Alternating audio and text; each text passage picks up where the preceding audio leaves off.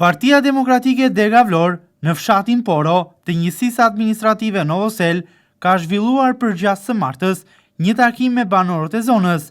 Përgjatë këtij takimi është prezantuar kandidati për deputet për Qarkun Vlorë, njëkohësisht përfaqësuesi në këtë zonë Romario Meminaj për zgjedhjet parlamentare të 11 majit. Meminaj ka folur nga afër me banorët e zonës, simpatizant të Partisë Demokratike dhe jo vetëm. Ky takim është organizuar edhe me mbështetjen e anëtarëve të kryesisht, veçanërisht Sulejman Peshtanit. Në fjalën e tij, kandidatët për deputet Atir Doxha dhe Romario Meminaj kanë theksuar objektivin e Partisë Demokratike për të siguruar 6 mandate në këto zgjedhje. Hoxhaj, së bashku me kandidatin për deputet të zonës, Romario Meminaj, në qendër të diskutimit të tyre, kanë patur edhe programin e Partisë Demokratike me prioritetet kryesore: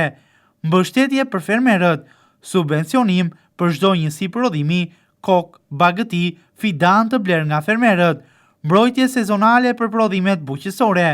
subvencionimi i naftës deri në nivelin e kostos, investime të rëndësishme në infrastrukturën buqësore, mbështetje me grante dhe kredite buta për fermerët, por edhe agro për punuesit, kompensim financiar me çmim dysheme për stokun e prodhimit, reforma këto nga të cilat preken drejt për drejt banorët të njësisë administrative Novosel. Por gjithashtu, Romario Meminaj dhe Atir Doxha e kanë përqendruar fjalën e tyre edhe tek programi unik i Partisë Demokratike, i cili në brendësi të tij ka për qëllim rritje pagash edhe pensionesh, rrogë minimale 500 euro, rrogë mesatare 1200 euro, minimum jetik të vendosur 200 euro, asnjë pension nën 200 euro dhe rritje të pensioneve me 20%. Por gjithashtu kanë theksuar edhe programin për dyfishimin e buxhetit të shëndetësisë, reforma fiskale dhe ekonomike,